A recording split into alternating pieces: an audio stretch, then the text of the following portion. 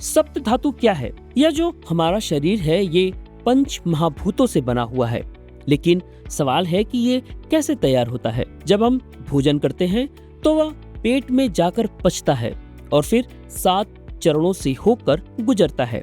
इन 7 ऊतकों को आयुर्वेद में सप्त धातु कहा गया है। यह ठीक वैसे ही है जैसे एक 7 मंजिला इमारत बनती है और हर मंजिल अगली मंजिल की नींव होती है। अब आइए इसको थोड़ा सा विस्तार से समझते हैं। जब भोजन पूरी तरीके से पच जाता है तो वह धीरे धीरे 7 प्रकार के ऊतकों यानी धातुओं में बदलता है। हर धातु अगली धातु की नींव होती है।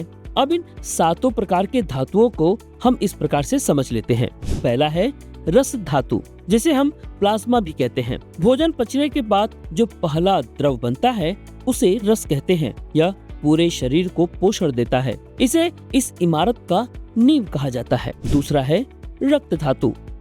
रस धातु जब यकृत यानी लिवर में जाती है तो वह रक्त में परिवर्तित हो जाती है।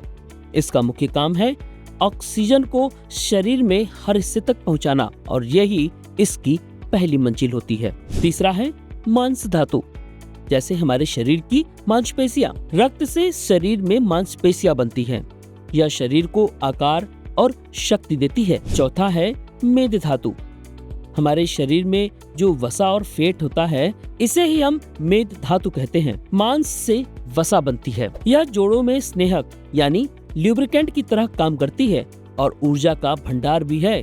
पांचवा है अस्थि धातु यानी कि शरीर की हड्डियां। वसा से हड्डियां बनती हैं। यह शरीर को मजबूत ढांचा यानी कि फ्रेमवर्क प्रदान करती है। छठा है मज्जा धातु। यह हड्डियों के भीतर की मज्जा और नाड़ियों का तंत्र है।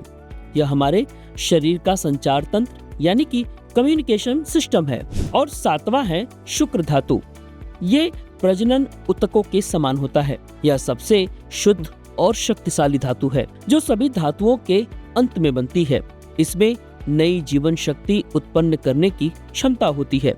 यह इस 7 मंजिला इमारत की सबसे ऊपरी मंजिल है कि यदि पहली धातु रस सही तरीके से न बने तो उसका असर सीधे 7वीं धातु शुक्र तक पहुंचता है। इसका अर्थ है कि यदि हमारे शरीर का पाचन तंत्र कमजोर है तो शरीर का कोई भी हिस्सा पूरी तरीके से स्वस्थ नहीं हो सकता। कैंसर जैसी बीमारियों में यही प्रक्रिया, धातुओं के बनने की प्रक्रिया पूरी तरीके से विकृत यानी डैमेज हो जाती है।